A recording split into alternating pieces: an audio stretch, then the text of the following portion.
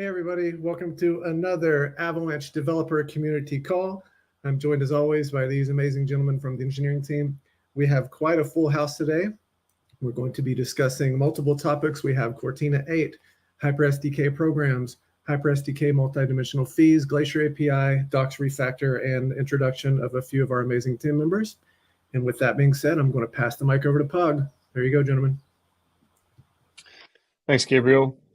Yeah, we're all in New York here, so that's pretty fun. So we got Steven's right across from me, and then Aaron somewhere else. But yeah, it's fun all be in the same spot. Today we got, as Gabriel mentioned, a bunch of different stuff to cover. So first off, we'll start off with what's new in Cortina 8. And so let me share my screen here and turn it over to Steven. You could hear Patrick coughing. That's proof that we are co-located. So we have kind of two major things that I want to point out for Cortina 8. The first is that we did reveal and release the partial sync option. So I think we talked about this a little bit at the last community call, but the really cool thing about this partial sync mode is that for non-validators of subnets, you can basically skip syncing the X chain and the C chain. So you just sync the P chain, which gives you enough information to then sync your subnet fully. So for API providers of subnets, it should be able to vastly reduce the DB overhead of the primary network, specifically the C chain, which can significantly reduce cost and barrier to entry for kind of like subnet maintenance and like UX and cost. So we're really excited about that and kind of try to continue pushing the ability for kind of cheaper and easier to use subnets as we go. The other thing that I really want to point out for Cortina 8 is that this is the last of the database migration series. So we finally kind of wrapped up all of the height indexing work that we're doing across all of our different chains. So what this means concretely is that this unblocks a bunch of interesting both consensus optimizations and also some additional new like APIs and various UX improvements around the height indexing or around height lookups. And one last thing to point out around this that is kind of nice is that we'll be able to go through and clean up a bunch of these kind of like optional interfaces that we use throughout Avalanche Go. So we'll be able to fully remove a lot of height indexing stuff from the proposer VM specifically, which that has been blocking some of the work that Patrick has been doing on the HyperSDK for being able to prune old blocks. So expect in maybe not Cortina 9, but maybe Cortina 10, an RPC chain VM version bump corresponding to the new internal VM interface change. So I think that those are the main things here. Also, Cortina 8 fixed a regression in validator set lookups. This only impacted subnets with dynamic validator set changes running Cortina 7. So it's a kind of niche thing, doesn't impact the primary network as a whole. But yeah, so if there's any subnet maintainers out there running Cortina 7, we definitely recommend to update to Cortina 8. And yeah, I think that's kind of the main look back for Cortina 8. And I think that we should be looking probably forward to Cortina 9. Cortina 9 should be coming out pretty soon. And I know that Patrick will be interested to talk about some of the ZSTD compression speed up that we'll be seeing with Cortina 9. So yeah, I think that's mainly all we want to talk about. Yeah, go back to Patrick. Yeah, we'll wait to dive more into the Cortina 9 stuff for the next community call, just because we have so much planned to chat about today. But yeah, I think just a note on that regression, this was related to the improved like look back stuff that we had added. And there was a case that was not handled correctly. And so I just want to give a special shout out to the Dexalot team for helping us kind of debug that after they saw some basically the regression and then letting us kind of work with them to figure out what was going on. So glad we could get that fixed as well. And so what this looks like, by the way, if if you do run into it, I'm not going to spend too much time on this, but what it'll look like is that the block production may just be like sputtery until you update. So like it would be every 10, 30 seconds instead of like as fast as Proposer VM will go. The other thing that's coming that you should look for is some vastly improved local network testing work from an engineer on the team that joined us a few months ago. That should make, I think, developing on Avalanche Go much easier, because it'll be much easier to actually run end-to-end tests locally that are required for CI to pass. So those were the two primary things. But with that, let's jump right into HyperSDK Programs. So with that, we'll bring up the Sams, I call them. So Sam Bachelet and then Sam. Actually, I don't even know how to say Sam L's last name. Probably should have got that down before. But maybe if you guys both want to just give a quick introduction, and then I'll work on pulling up some screens in the background. So maybe Sam Bachelet, you want to go first? Yeah, sure. Hey guys, my name's Sam Bachelet. I'm a staff engineer here at Avalanche. Been on the team for a bit over a year and a half. Focus has been either on Rust side with a Rust VM SDK, and now more recently on the HyperSDK, working on WASM programs. Yeah, and I'm Sam Liokomovich. That's how you pronounce it. Yeah, I wouldn't have said that. So. Yeah, I joined the team this summer as an intern, with my main focus to work on the HyperSDK programs. So super excited to finally share the work. Yeah, so I'll give I think a quick introduction of like kind of where we're at, what this is, and why we want it, and then I'll turn it over to you guys to talk a bit about how it works. So HyperSDK programs, first of all, like why, what is it? Programs here are really HyperSDK's version of smart contracts. Now, you could say, well, why don't you just call it HyperSDK smart contracts then? And I think when we were thinking about this project, like the goal here was really to increase the accessibility of blockchain development. And one of the things that always got me when I first started off was like when I heard smart contracts, I had no idea what that meant. And for a lot of developers I've talked to, they've said the same thing, like, oh, it's just like, writing some code with Solidity. Why didn't you say so? Like, what? I thought I had to like, whatever. And so when we were working on this project very early on, we decided that the goal here was really to try and be as familiar as possible throughout, whether that be the naming, the programming itself. And so we went with programs. And so programs are really the way to permissionlessly add custom functionality to the HyperSDK. And so the HyperSDK, for people that have been listening to this community call should know already, which I'm obviously pretty obsessed with, but the HyperSDK it really is about targeting performance everywhere. And so the initial rendition of it required all actions, we call them, or different types of transactions to be specified specifically in like a Golang implementation as part of the VM. But if you were to launch your own Hyper VM and then say, wow, it'd be great if I could also add this functionality and this functionality, you'd have to go and actually specifically add all those actions and then trigger them to activate as part of a network update. Now, obviously that's more performant, right? Because it's just machine code, part of the virtual machine, but it's pretty cumbersome and requires like anyone that wants to deploy anything custom to get that merged into the VM and then scheduled for an upgrade. So, maybe for someone running their own chain, like an enterprise or something like that, it's fine, or someone that doesn't want to actually add a lot of custom functionality. But as soon as you do, it's not really a tenable option. And so then, here comes, so we're like, well, it's important. And I talked about this at Subnet too, which is that we do want to offer this functionality because for a lot of people, it's required to make a really interesting blockchain. And so then that really started down the path of, well, what do we do, right? There's a lot of different options, right? You could use the EVM, you could use WASM, you could use Move, you could use any of these other types of virtual machine frameworks, and we opted for WASM. So with that sort of prelude, we'll turn it over to Sam to kind of talk a little bit more about exactly what this is. And I think maybe if you guys want to take it from the perspective of, I'm a developer and I wanted to deploy a program, what is actually happening. Yeah, sure. Sam, I can kind of take it from the Go side, and then we'll hand off to Russ, if that makes sense. Yeah, sounds good. Okay, great.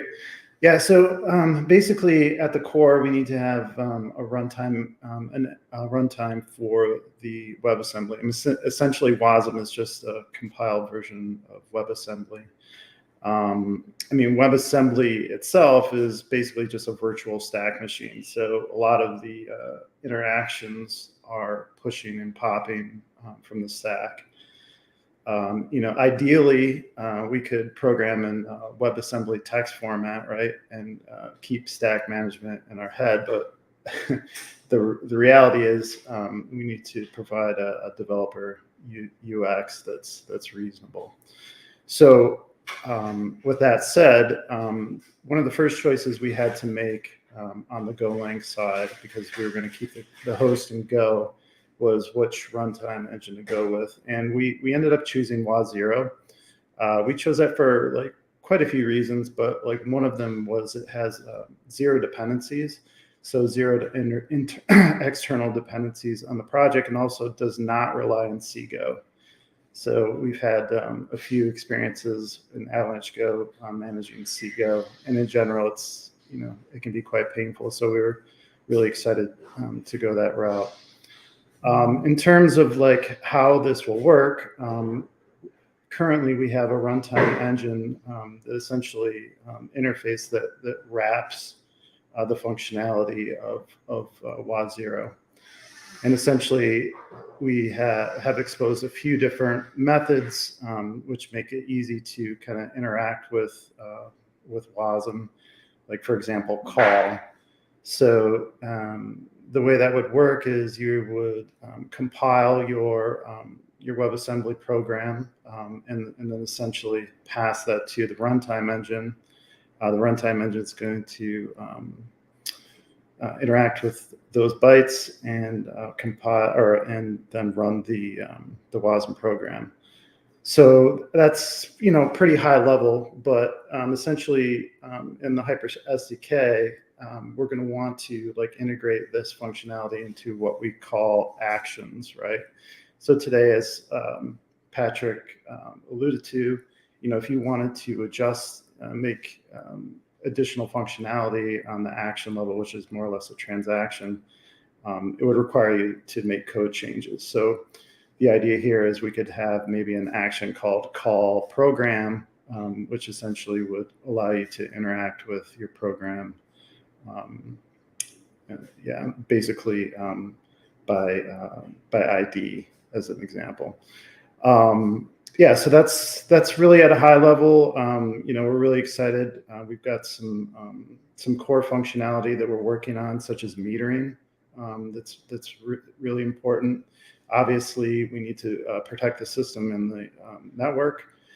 So metering has been a new addition from the Golang side, which provides the ability to basically abstract costs and fine-tune granularity down to the ops code level. We're still kind of digging into the performance of this right now. It's about an 8% CPU time hit with the current implementation, so we're hoping to improve that. So that's a little bit from the Golang side. Really, the magic takes place on the Rust side. So I'm going to kind of kick that over to Sam. Yeah, so I'll talk a little bit about the Rust Programs SDK. Essentially, like at a high level, the purpose of it is just to allow you, like the program developer, to just write native Rust, and we handle all the WASM like funky stuff in the background.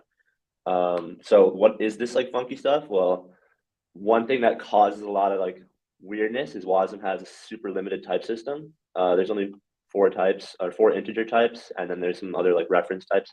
But essentially, we're limited to just using integers. Now, like what the program SDK does is it uses these like integer types to like abstracts away and like allows you to create your it exposes like more complex types, such as like addresses. I think if you go to I could share my screen too. I have a bunch of stuff ready. But if you Yeah, go go ahead. to yeah, so okay.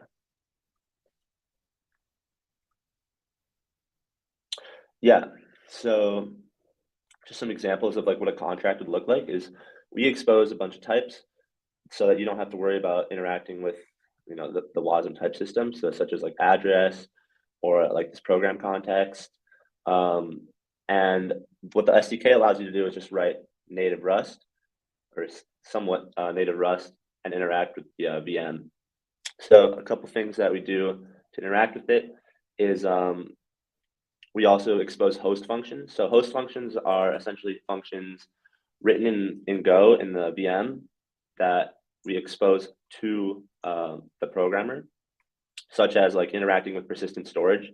So over here we have store map or get value. These are not functions written in Rust. They're exposed and imported into Rust, but they're actually written in Go and interact with the VM.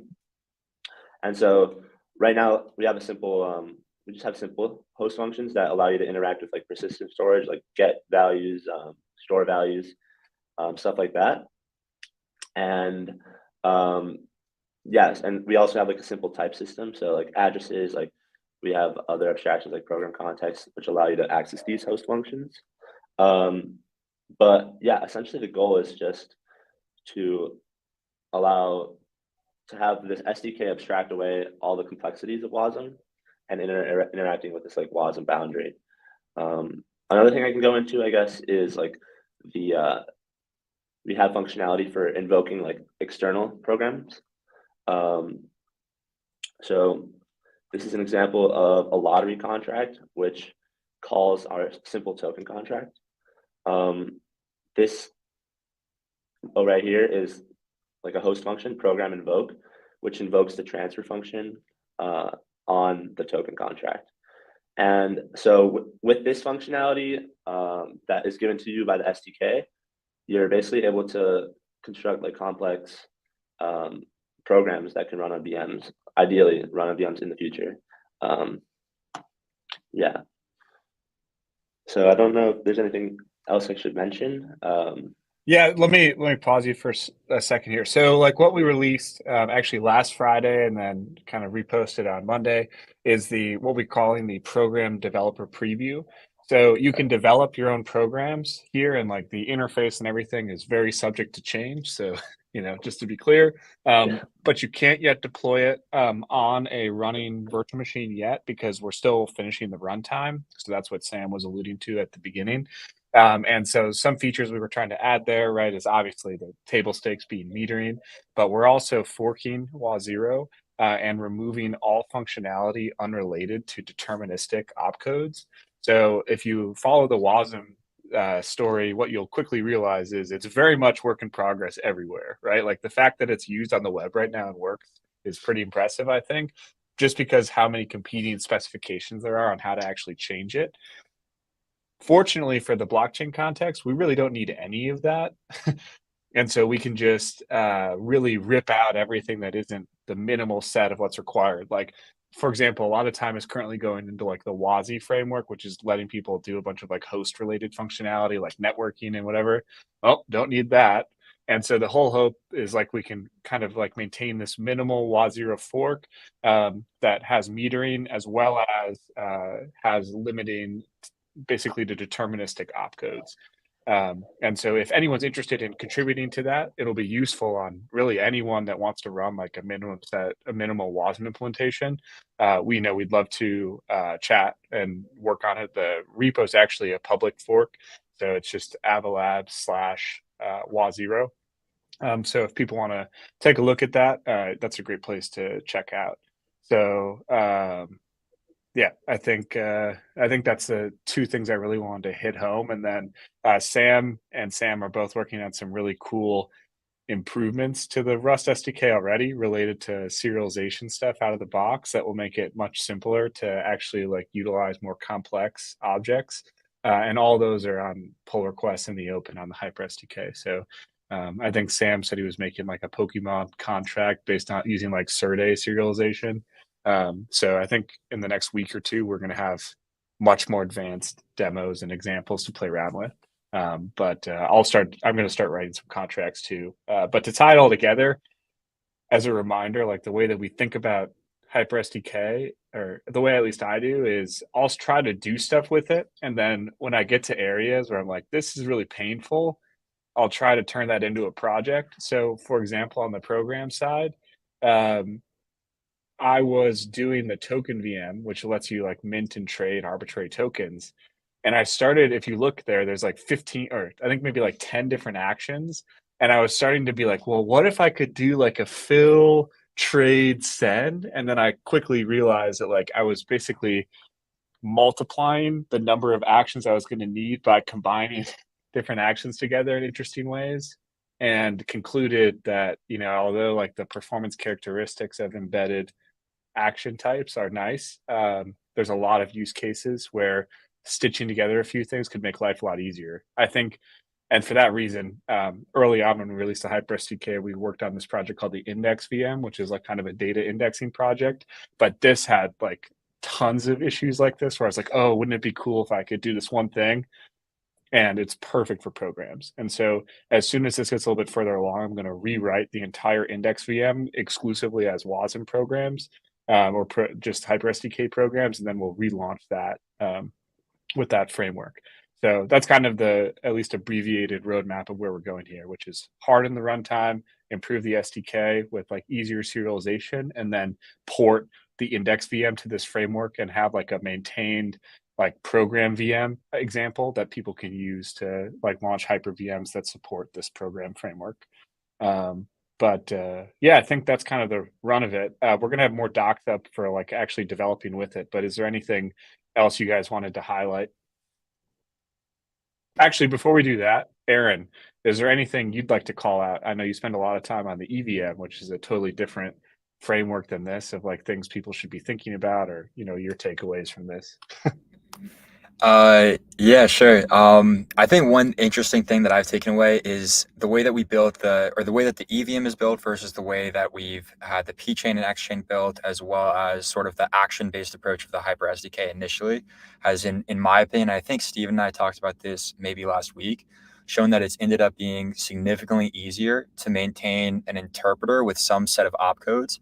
Interestingly, although similar to how Bitcoin has Bitcoin script in order to program any of the different operations that you might perform, including multi-sig transfers, it's actually just a set of 30 opcodes that does everything.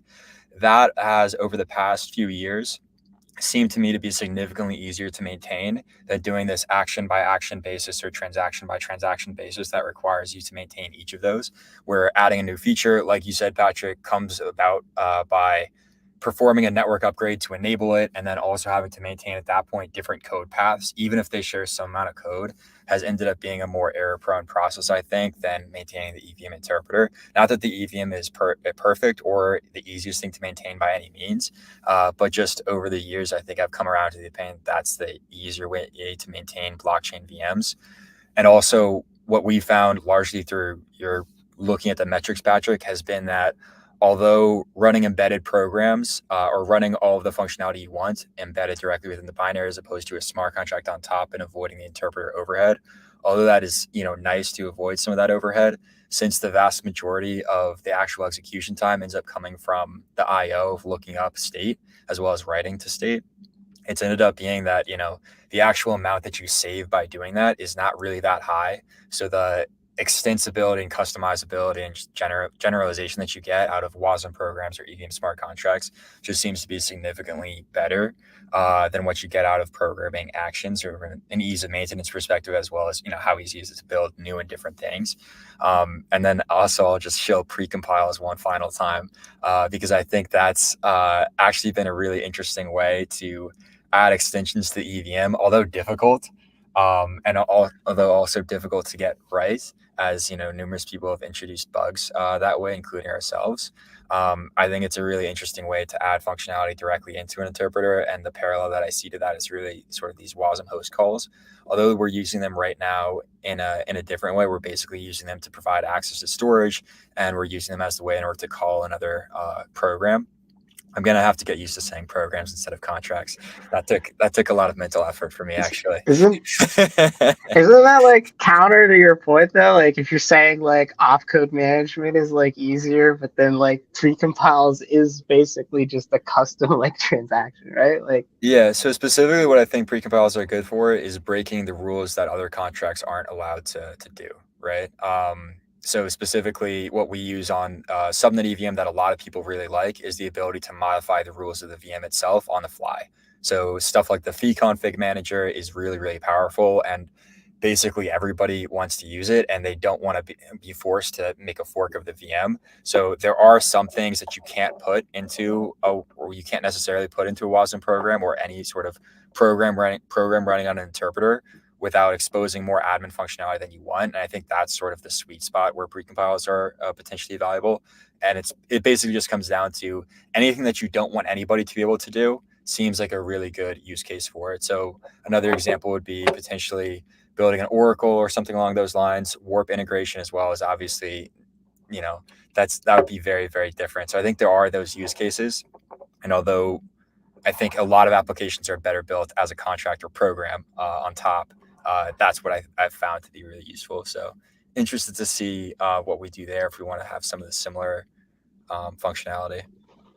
yeah, I definitely agree that like at the end of the day, I think that my opinion is moving as much complexity out of the underlying platform as possible is ideal. So like some of the things that we do on say the P chain are just complex operations. And so like adding a new validator has a number of like required things, and all of those required things can't necessarily be broken up into smaller opcodes. So there are like some fundamentally complex things that need to happen.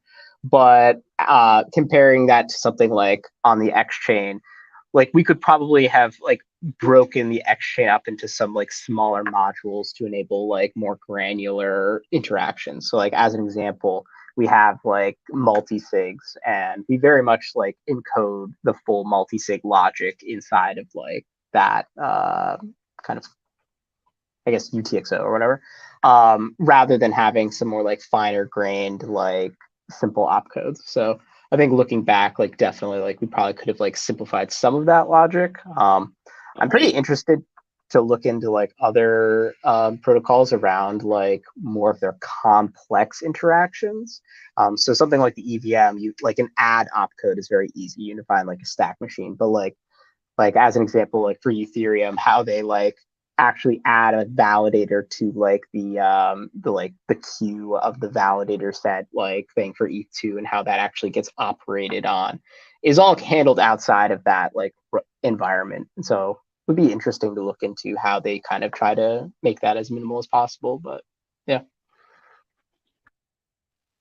Yeah, I mean, I think the one caveat I'd put on Aaron's point about like the metrics with computation versus storage, I think that's something that we found to be true. And so, as long as like the execution time takes less or like the same amount of time as like the end-to-end prefetch time for the entire block, it really is not the bottleneck. So you can do whatever you want to, which kind of highlights that really the design of these VMs and SDKs is all about how do you cover your bottlenecks with other bottlenecks that you can't avoid, right? So like while we're verifying signatures, we're prefetching storage and running we're basically using as much as we can all the resources of the machine. And if what you're doing is taking longer than the longest bottleneck, then that's what you should be focusing on. But if it's not the case, then I don't think you have to necessarily care as much. So for example, previously at high throughput, signature verification started to become the bottleneck. Then when we added batch verification of Edwards 25519 signatures, it went back to the MerkleDB. So the fire's back on the MerkleDB for fixing that bottleneck. And we've kind of discussed again the deferred verification approach where we actually can do all the execution in the block and then wait to do the Merkle stuff until actually after the block is verified, and then change the root in the block to be the next, like basically the parent's final root, which I know Steven's been particularly excited about for some time here. But not to digress too much, because we have a number of other things we need to talk about. Sam, is there anything you guys want to wrap up with on this? We'll come back to the questions at the end if we have time.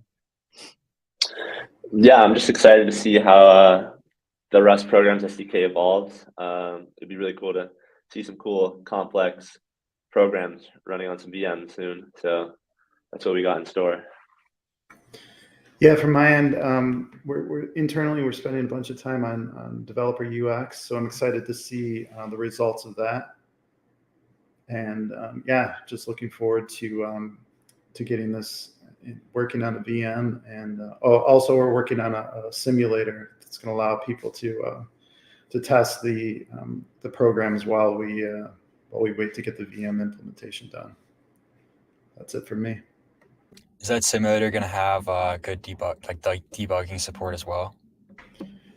Yeah, we're trying to do things that wouldn't be available for performance reasons. So yeah, it would be able to step through like the ops codes and see stuff. Yes, is the answer. Very cool. That'll be a world better than programming on the EVM.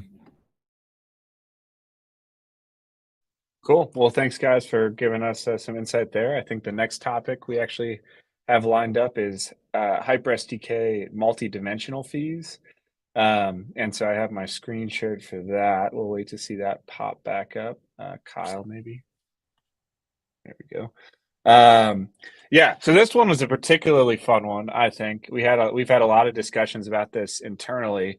And I have to say probably one of like the most clickbaity titles I've ever had for the start of a thread, which was why pay one type of fee when you could pay 5 types of fees. And so I mentioned earlier how a lot of the times what I consider working on next has to do with pain points I've encountered. And so this one in particular has been an extremely painful thing for us to think about, right? So to lay out the context, right, when you're designing your own virtual machine or like you're building a blockchain, you have to somehow determine how much like fee to charge to actually interact with the network. So usually that entails trying to put together some sort of hardware requirement for whoever could run a node, and then make sure that during a block execution that like it can't, like the needs to actually verify the block in a timely manner don't surpass or exceed the hardware requirement you have set out, right? So let's say you want people to be able to run your network on like commodity hard drives.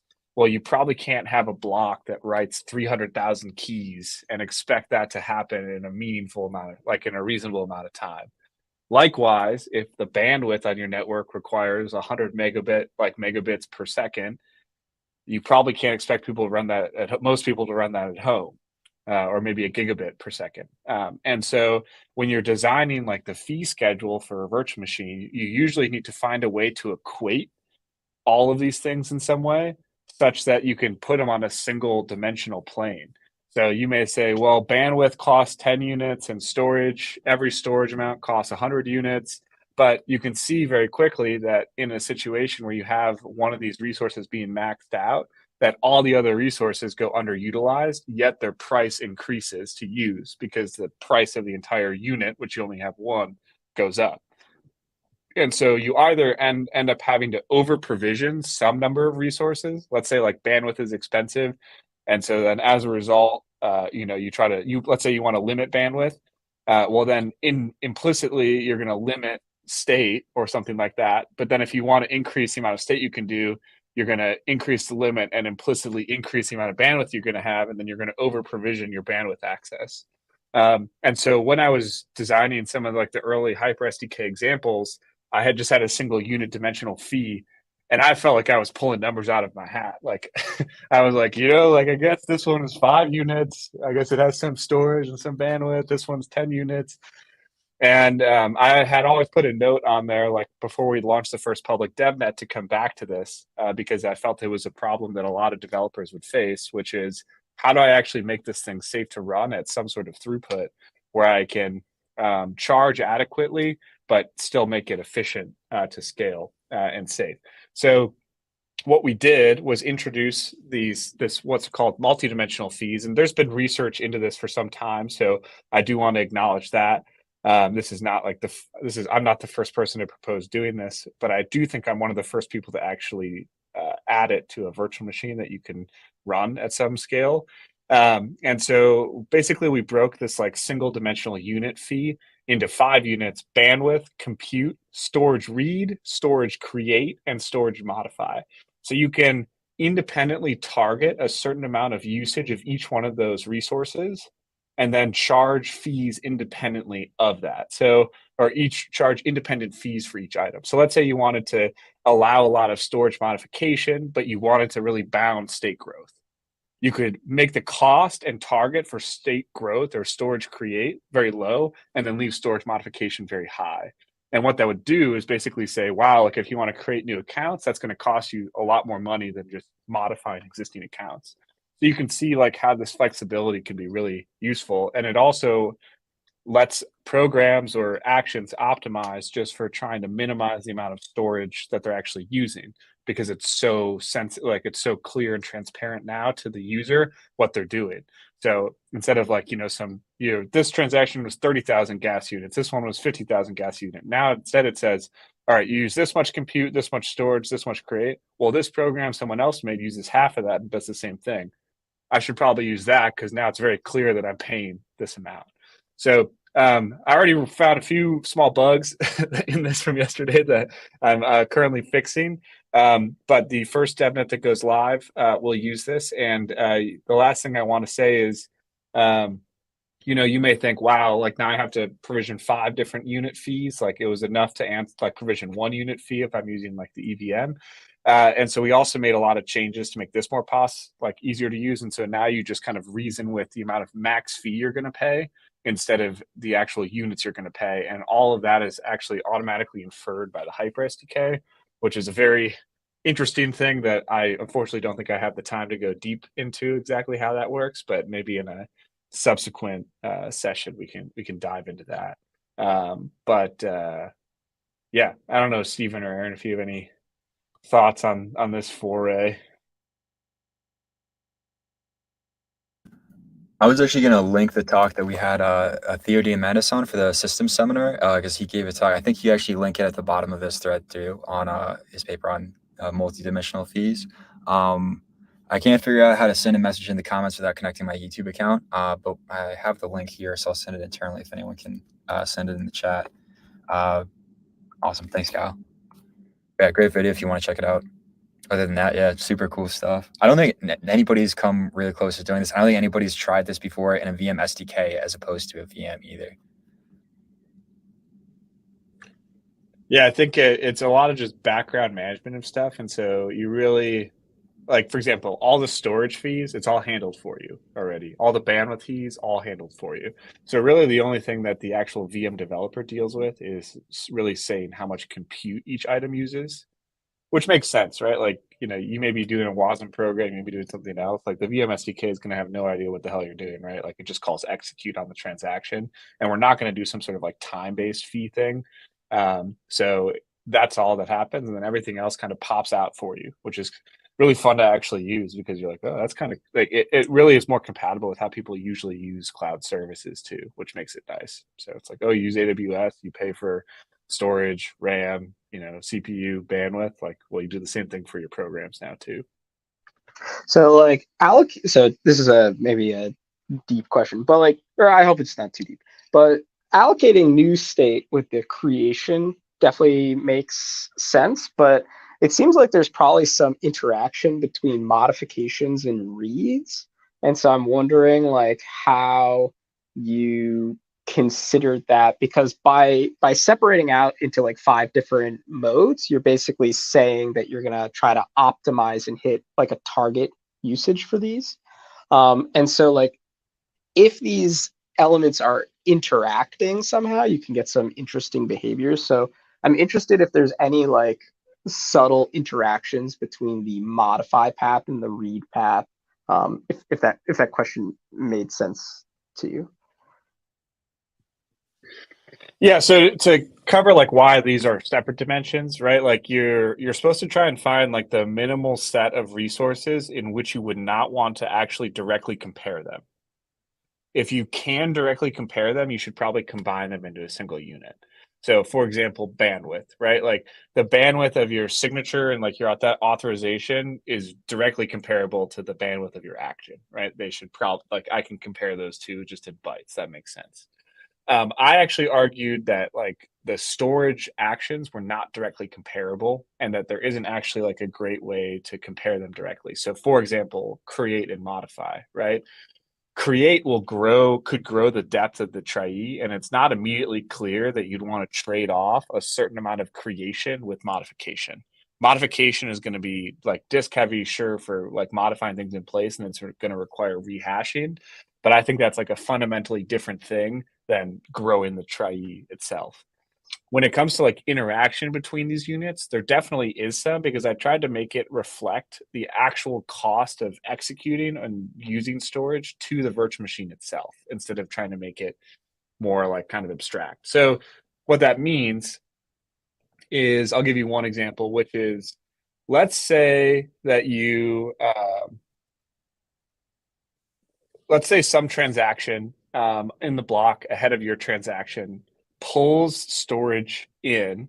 So let's say I reference key A, and then that transaction reads key A, modifies key A, and now your transaction is being executed. You're going to be billed for reading a warm key A because it's all already been brought into memory from disk, so you shouldn't be charged for reading it from disk.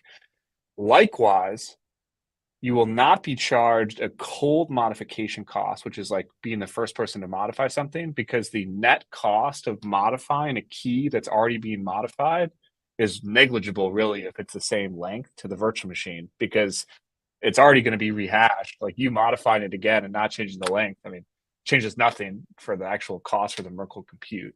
So if you read a key that's already been modified, we just consider that to be a warm read. But that's, same thing with the create, actually. So if you create something and then it's new to the block but has never been persisted on disk, and then you try to reference that read, it will be considered, again, a warm read because that's actually already been brought into memory. So there is some interplay here, but in a way that I think you would expect, I guess, is how I would describe it.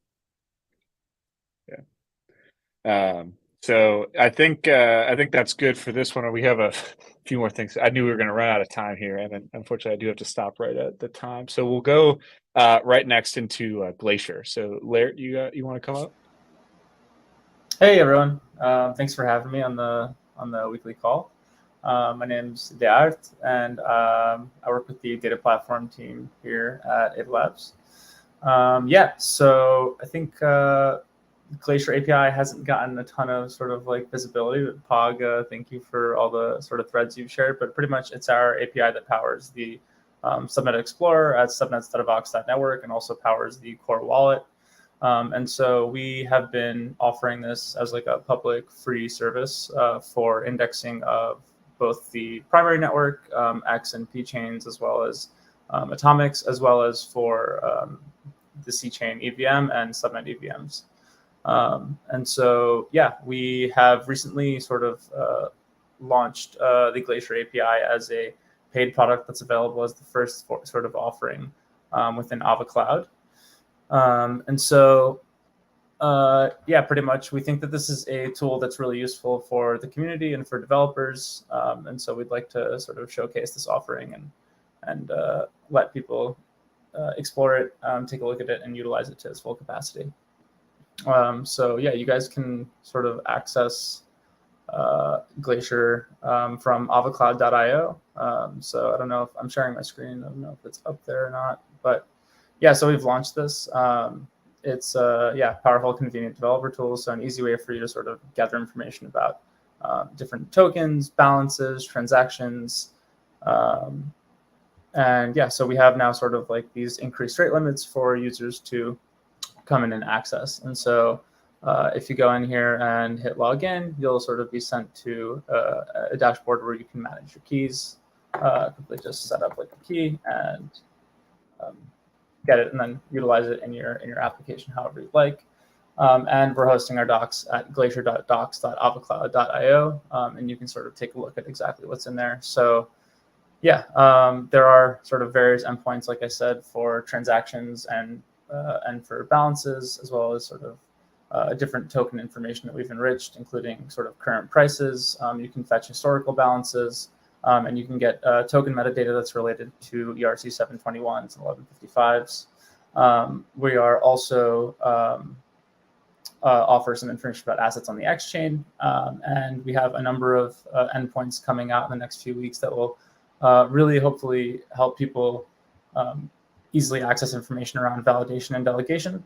And so, yeah, that's pretty much the gist.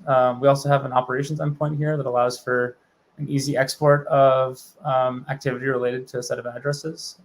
We've seen a little bit of traction on that. But yeah, that's pretty much the sort of overview of Glacier API, and happy to sort of talk about it more if anyone else wants to chime in. Yeah, I was just going to reiterate kind of like the way that we approach the development of a lot of our services at Avalabs, which is trying to reuse shared services as much as possible. And so you may say, okay, you know, this new API popped up, like, cool, like, does anyone even use it? Glacier actually powers everything. So it powers core, it powers all the explorers, it powers the metrics APIs. And so a lot of this has been evolved over the last year as we've rolled out a bunch of these different services with the idea that if we, you know, solved our own problems, that other people may want to actually, you know, use the same tooling and have the same problems.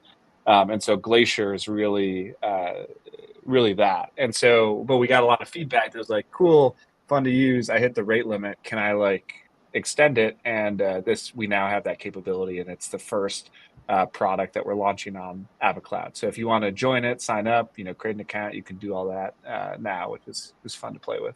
So. Yeah, and we're looking forward to sort of continuing to build out more features, support things related to the primary network as we, you know, launch different types of subnets and VMs, and also sort of building generic functionality that's useful for different types of application developers. So definitely keep an eye out. Yeah, thank you. Cool, thanks. Yeah, next we'll go to we're really rapid fire here. We'll go to Megan for an update on the docs. Thanks, Megan. Cool. I think I'm sharing my screen. Kyle, if you could share. So this is what the old docs look like. And the main issue here was we felt like, you know, Avalanche is such a vibrant ecosystem. We clearly have so many cool projects going on. And we really wanted to make a more concerted effort to having our documentation, our reference documentation, our tutorials, everything that can service any developer, from somebody who's never even touched like the EVM and Solidity to somebody who is deep into the bowels of the HyperSDK. So I made it my first major effort when I joined Avalabs back in April to reorganize this website. So we had like a bunch of really important information, just like kind of terribly presented to any new user, and finding that information was pretty difficult.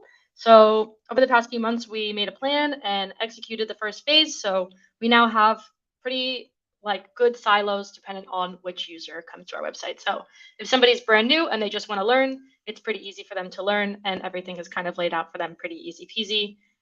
If you are a virtual machine developer, you know exactly where to go for all that reference information.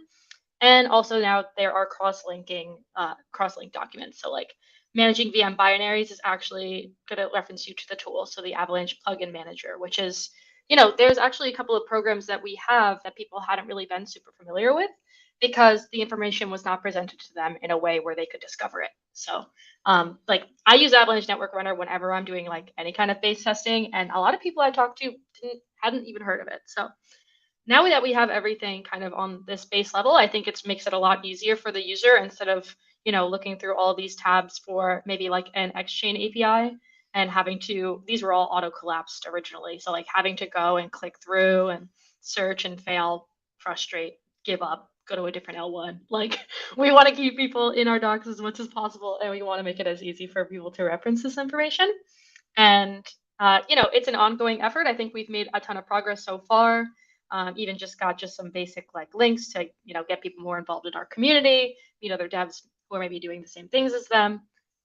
Linked to the Academy, Avalanche Academy is like in beta, but it's a great platform right now. And just like getting support, using Core Wallet, knowing where the Explorer is, and as simple as like, what is Fuji? Like a lot of these docs didn't exist a couple of months ago, and if they did, it was pretty impossible to find them. So open to any and all feedback, especially from the community. So if you frequent these docs or if you visited once and then left immediately, please come back and tell me why, because I would love to take that feedback and just make our docs as clear, concise, and readable to devs of all level. I want people in this community, like myself last year or 2 years ago when I started getting into this space, to feel like, to not feel dumb for not knowing like some stuff as simple as what is a VM, or even what is a token, and how is a native token different than any other programmable token that is used or created by a program or a smart contract, right? So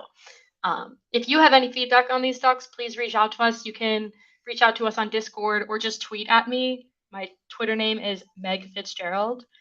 You could tweet at Patrick and I'm sure he'll let me know. Just tweet at us. Or if you find an error or something that just doesn't seem correct, you can actually scroll to the bottom of any of these pages and click edit and open a PR yourself. So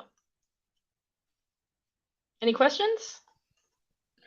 That edit PR thing was a new learning for me, so that's a big call out. I think we're very guilty of the build things and like the code as a documentation approach, and so we're glad to have people dedicated to actually taking that one step further, for sure. It's been perfect for me too, just drinking from the fire hose. I now have read the docs on literally everything we're doing. Yeah, I live on the reference page, so I'm a huge fan of just grouping that. Finally, grouping it by chain too. It's like, oh, so much nicer. Yeah. The edit page was that was my first time seeing it as well. That's pretty nice too. I actually might have to start contributing to the docs more now. Okay, well, thanks everybody. And again, any and all feedback, literally roast it if you need to. We're here. We want to make these as best as possible. So thanks everybody. Thanks, Megan. Thanks, Megan. All right, so we got 5 minutes left here. I think there's a lot I wish we had talked more about, so maybe we'll revisit some topics next week. But there are a number of questions here that I think are interesting. So I see 3 already. Let me answer the first one, and then we'll stage Sam and Sam for the second one. So the first one is, how does this performance scale with increasing number of concurrent transactions? Are there any optimizations in place to handle high transaction throughput? So this is related to running WASM programs concurrently. And so, yes. So the first, we actually have not implemented the parallel execution framework. In fact, we had it and removed it from the HyperSDK because it wasn't useful. But now that the program execution can take much longer than obviously like a Golang action execution, it makes sense to bring it back. So you maybe say like, oh, well, now you probably have to add a bunch of other shit. No, we expected this. And so every transaction in the HyperSDK pre-specifies the state it's going to touch. So you can actually form an explicit computation dependency tree and make sure that you process things in an order that never require re-execution, which is very different than some of these high throughput chains, which require you to like almost optimistically execute and then re-execute if they conflict, which I think we prefer to have the state key specification.